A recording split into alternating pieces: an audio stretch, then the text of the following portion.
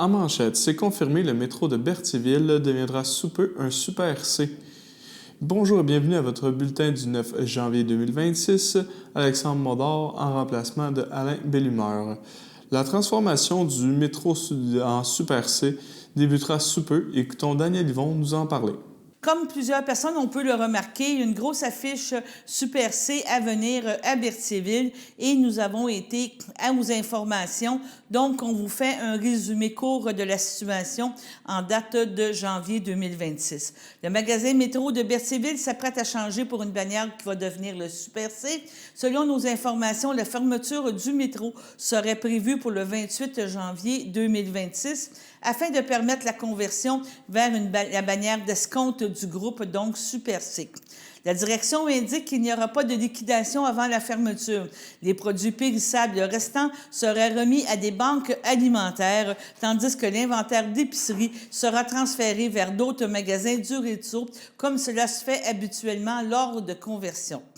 La superficie du magasin ne sera pas augmentée, mais on parle d'un réaménagement complet de l'intérieur. De nouveaux équipements seront installés, notamment l'ajout de caisses libre-service et des étiquettes électroniques. Pendant la période de fermeture, les employés qui le souhaitent pourraient être affectés temporairement dans d'autres magasins Super C, afin de suivre des formations. La réouverture du magasin est prévue pour le printemps 2026. Selon nos informations, on parle de mars 2026, après un investissement total évalué à 4 millions de dollars. Du côté des emplois, la majorité des employés actuels du métro auraient accepté de joindre la nouvelle équipe et pour plus de 50 employés doivent être embauchés en vue de l'ouverture. On rappelle que cette conversion vise à offrir une nouvelle option à bas prix dans la région où l'offre est surtout composée de commerces conventionnels. Sur ce, allons à la pause. Votre station de télévision de Berthierville vous invite cordialement à son bingo hebdomadaire télédiffusé tous les samedis matins dès 9h30. Depuis longtemps, les fans de CTRB se divisent le joyeux montant de 600 $ chaque semaine à cette joute de bingo. N'oublions pas non plus le super bingo mensuel d'une cagnotte de 2000 $ que vous pourriez vous partager chaque premier samedi du mois. Un moment de fébrilité qui pourrait devenir payant pour plusieurs d'entre vous. Pour vous procurer ces fameuses cartes de jeu, les dépositaires participants sont à Berthierville, le dépanneur Formule 1, la station-service Arnois sur le boulevard Gilles Villeneuve, le marché IGA Extra Famille Mondor sur la rue Gabrielle Brissette, le marché métro Boucher sur la rue Notre-Dame et la pharmacie Proxime sur la rue Frontenac. À Saint-Ignace de Loyola, le dépanneur Proxy sur la rue de la Traverse, la boucherie Aldo sur le rang Saint-Michel. C'est donc un rendez-vous hebdomadaire chaque samedi matin à 9h30 sur les ondes de CTRB, votre télévision locale et régionale, celle-ci toujours en haute définition. Toute l'équipe de CTRB vous remercie de votre fidélité et vous souhaite bonne chance.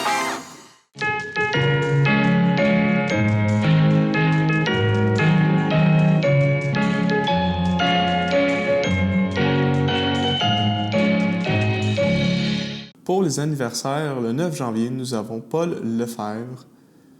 Le 10 janvier, nous avons Jean-Paul Plante et Suzanne Valois. La Sûreté du Québec présente de nouvelles vidéos qui présentent les véhicules de police. Dans cette deuxième capsule, l'atelier mécanique. Écoutons la capsule. Aujourd'hui, on vous parle de l'atelier mécanique. Ça fourmille de monde à cet endroit-là. Il y a des dizaines d'employés qui travaillent à tous les jours pour transformer des véhicules en voitures de police de la Sûreté du Québec. Mais ils font plus que ça. C'est ce que vous allez découvrir.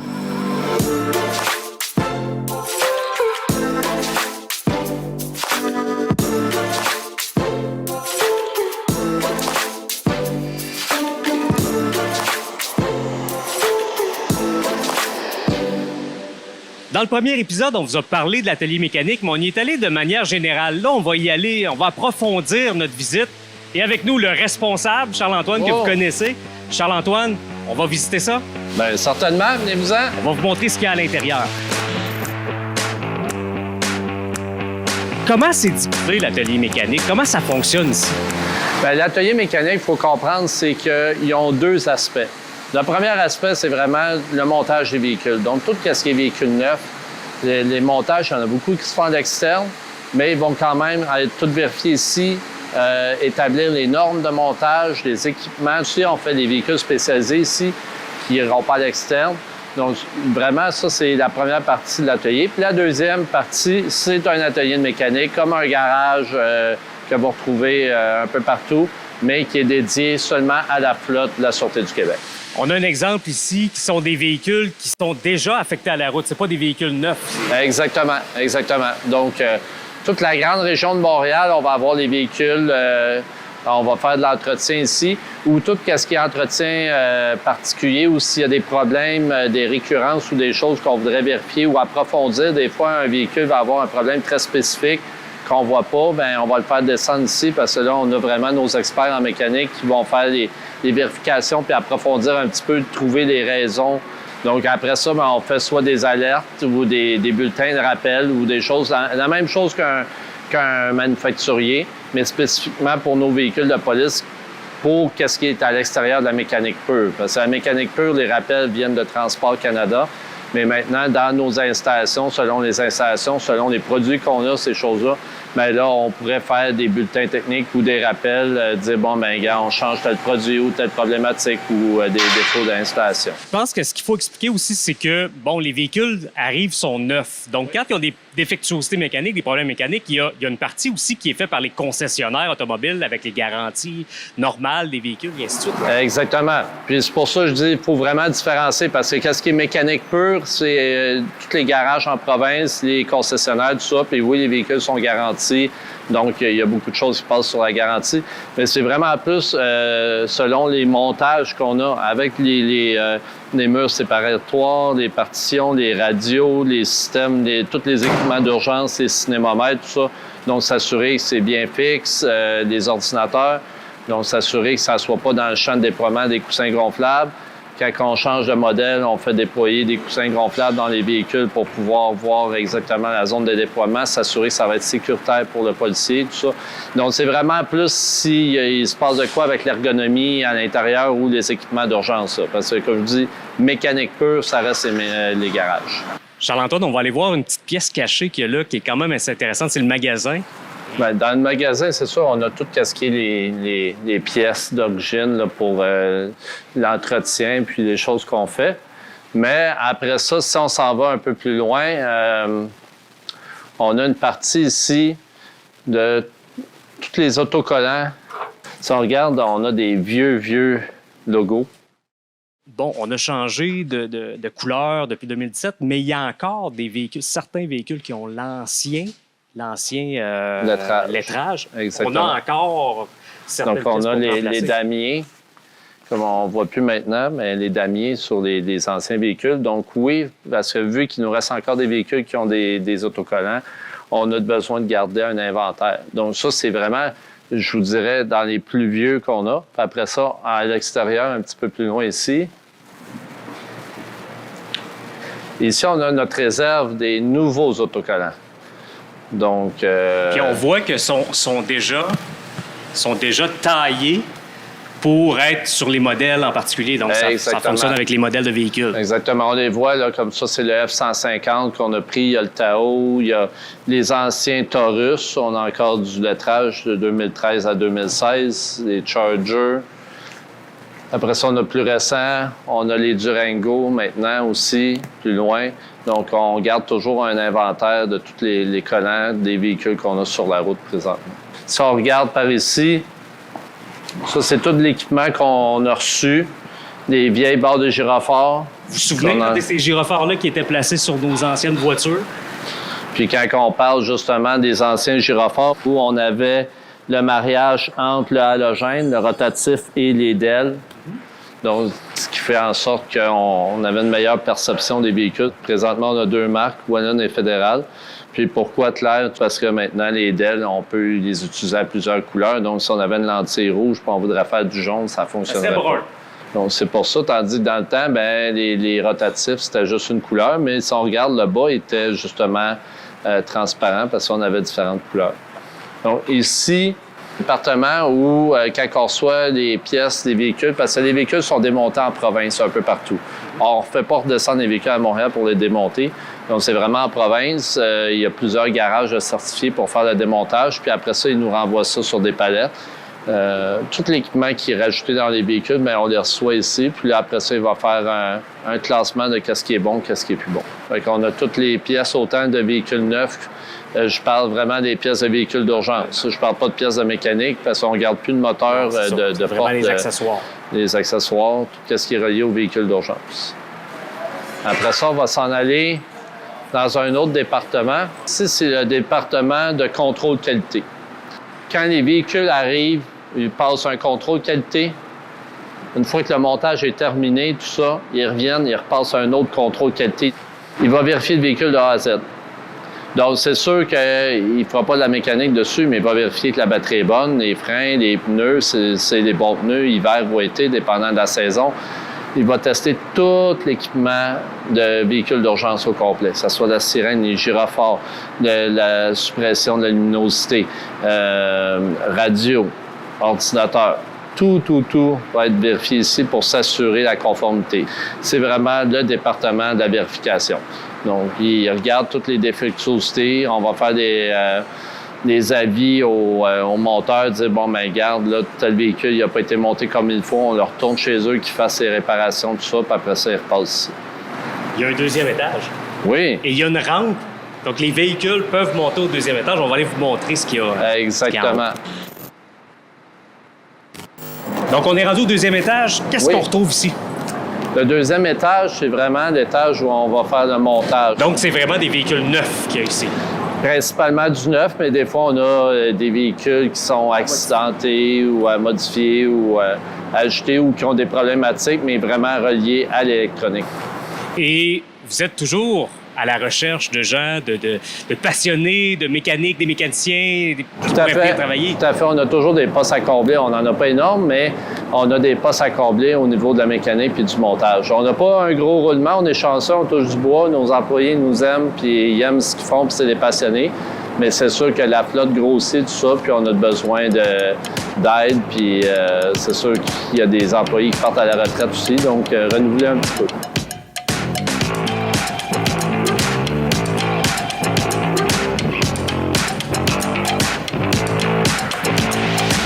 Laura, il y a aussi un élément qui est très important, c'est l'ergonomie. Oui, Jean-Raphaël, puis je me suis intéressée à ce volet-là, comment on crée le parfait mélange entre le confort et l'efficacité. Charles-Antoine va nous parler d'ergonomie, puis on est venu directement au service de l'approvisionnement de la Sûreté du Québec au GQG à Montréal pour vous en parler. Les patrouilleurs sont longtemps dans les véhicules. Ce qu'on veut, c'est s'assurer qu'ils soient confortables, qu'ils soient bien, puis que l'équipement soit ajusté selon leur physionomie. Tous les policiers en province, quand ils sont engagés à la Sûreté du Québec, passent ici au magasin. C'est ici qu'ils fournissent tous les équipements pour les policiers.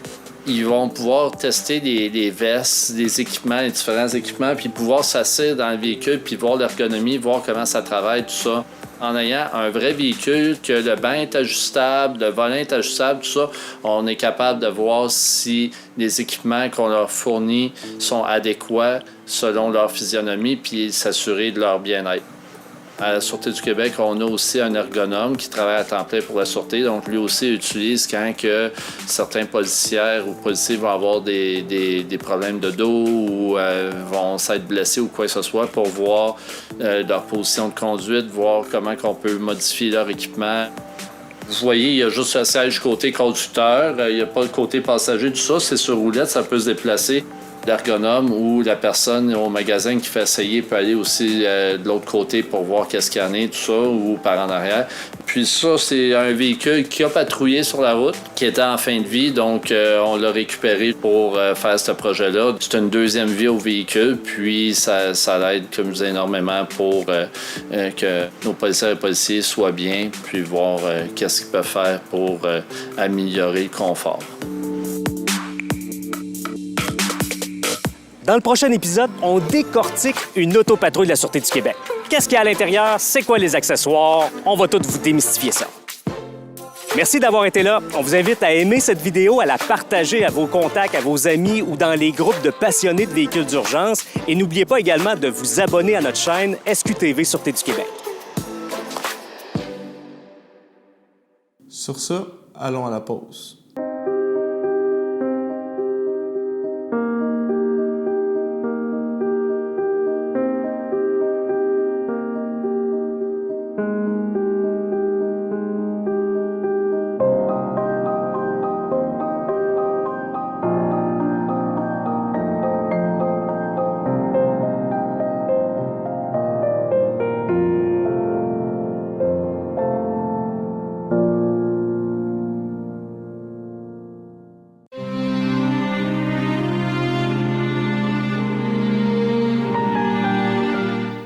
Au CHDL de Saint-Charles-Borromée le 28 décembre dernier, à 62 ans, est décédé M. Yvon Tremblay, fils de feu Roger Tremblay, de feu Guette Grenier, demeurant à Berthierville.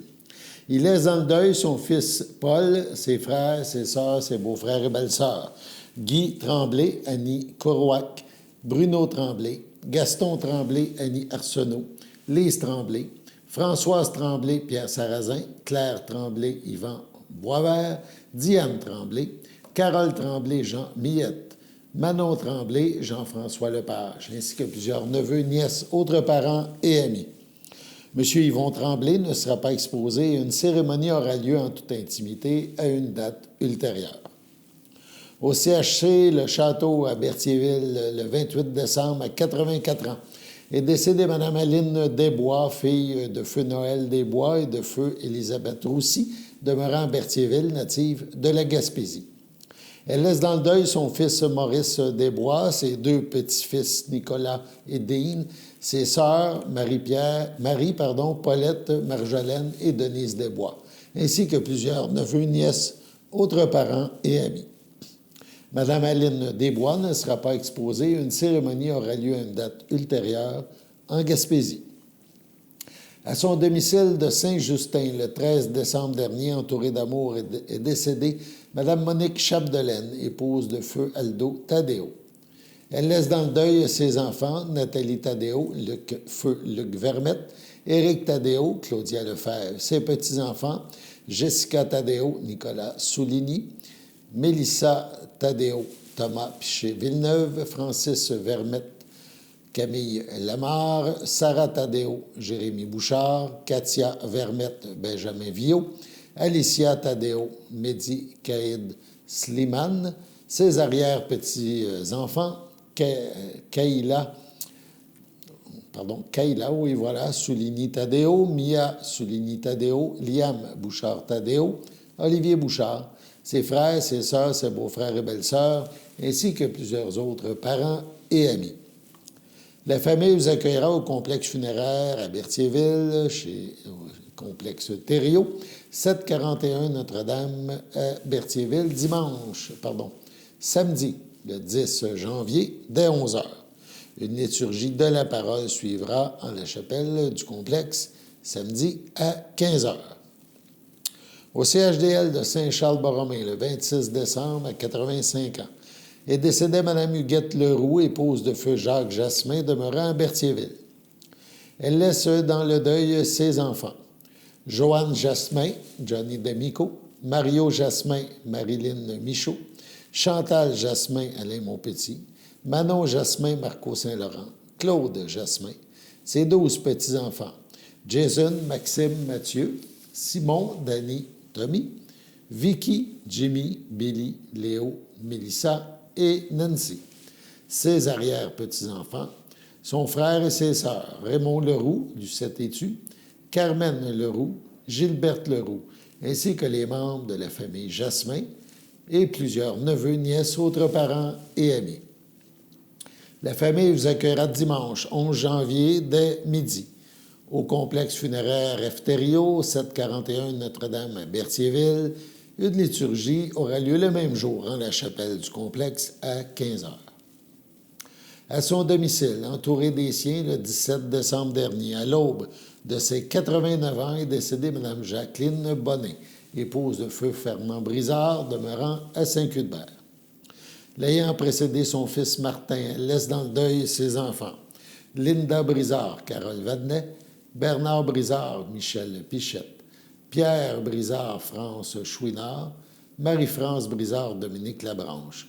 Ses petits-enfants, Jessica Vadnet, Manuel Vadnet, William Vadnet, Alexandre Brizard, Nicolas Brizard, Alexis Labranche, Frédéric Labranche et Marie-Camille Labranche, ainsi que leurs conjoints-conjointes, son arrière-petite-fille Maëva, ses frères et ses sœurs, Réal Bonin, Normand Bonin, Denis Bonin, Léopold Bonin, Lise Bonin, Nicole Bonin, Lucette Bonin, Rolande Bonin et Alain Bonin, ainsi que leurs conjoints-conjointes. Son beau-frère Jean-Guy Brizard, feu Jacqueline Sylvestre, plusieurs neveux, nièces, autres parents et amis. La famille tient à remercier le personnel du CLSC à Berthierville, de l'hôpital Sainte-Mary à Montréal, ainsi que le personnel des soins palliatifs de l'hôpital de Joliette pour leur soutien et les soins apportés à Mme Bonin.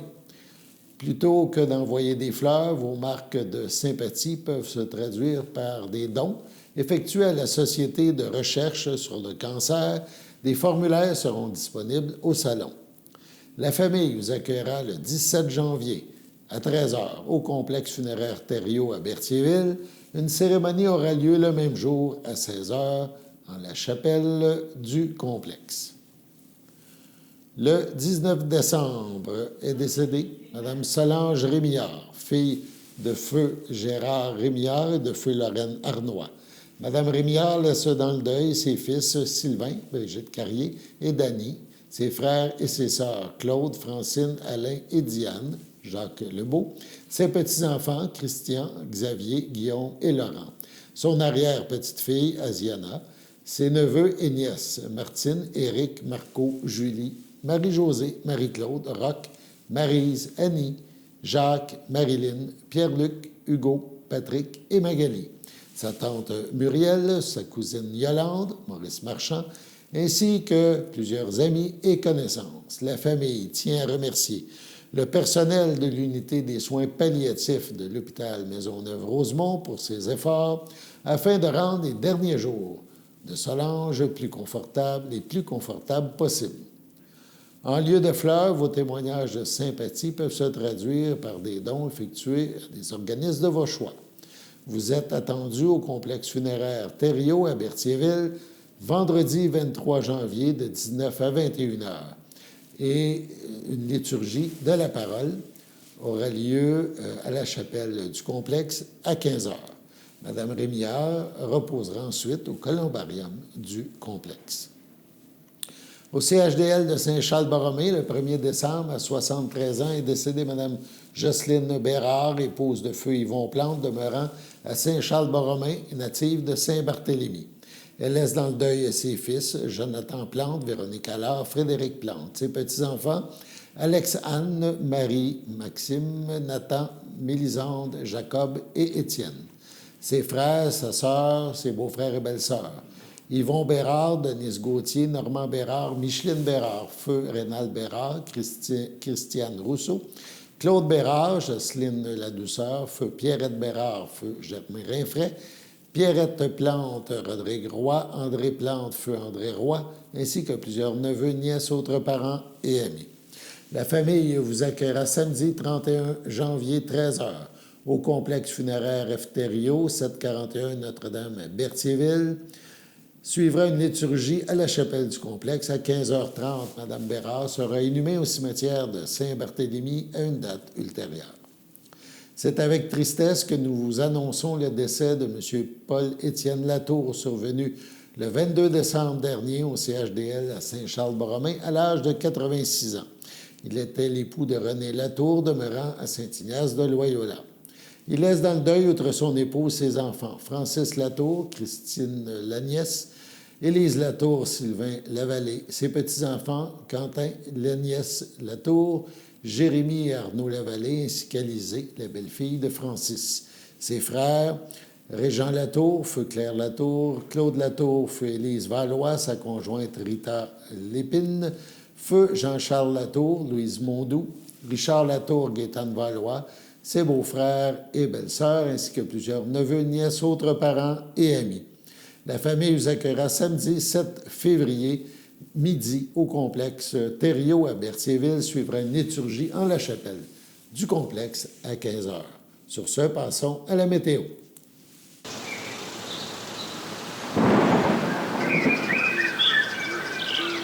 Bienvenue à votre météo de cette fin de semaine. Aujourd'hui, vendredi soir, ce sera de la faible pluie, une température de 4, un temps ressenti de -1, environ 1 à 3 mm de pluie.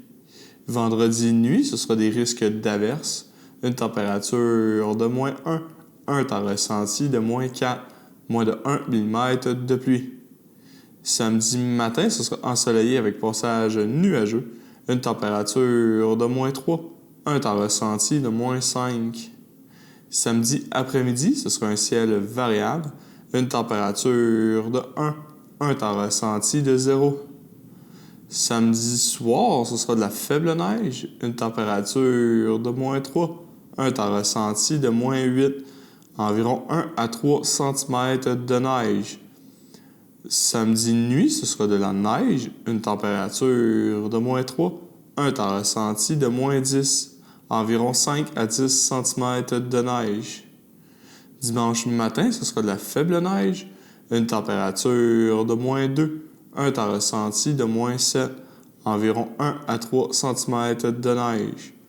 Dimanche après-midi, ce sera quelques flocons, une température de -1, un temps ressenti de -2, moins de 1 cm de neige. Dimanche soir, ce sera quelques flocons, une température de -4, un temps ressenti de -8, moins de 1 cm de neige. Dimanche nuit, ce sera nuageux avec éclaircies, une température de -9, un temps ressenti de -15. Et voilà, c'était tout pour votre météo.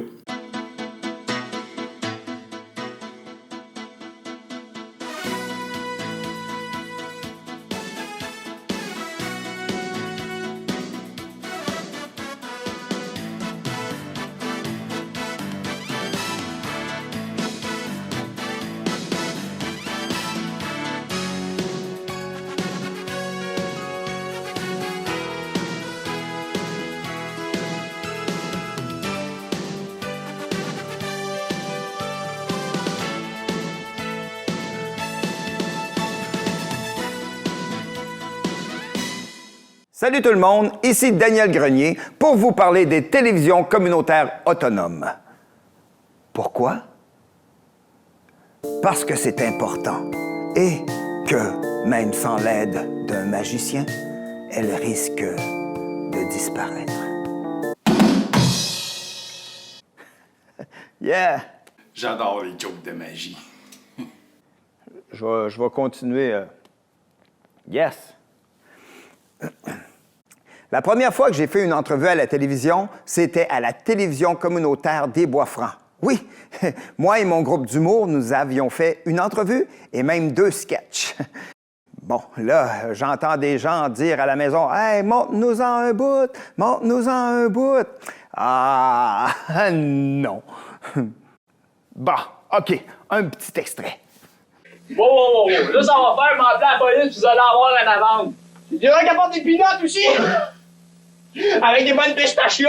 Grâce à cette expérience, j'ai appris que faire de l'humour devant personne, ça rit moins. 42 télévisions, situées dans 15 régions administratives du Québec.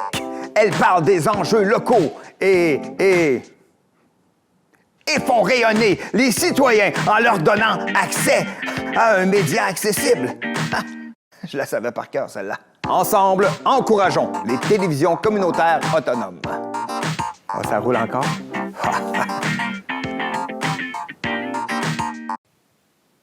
J'ose ma télé communautaire.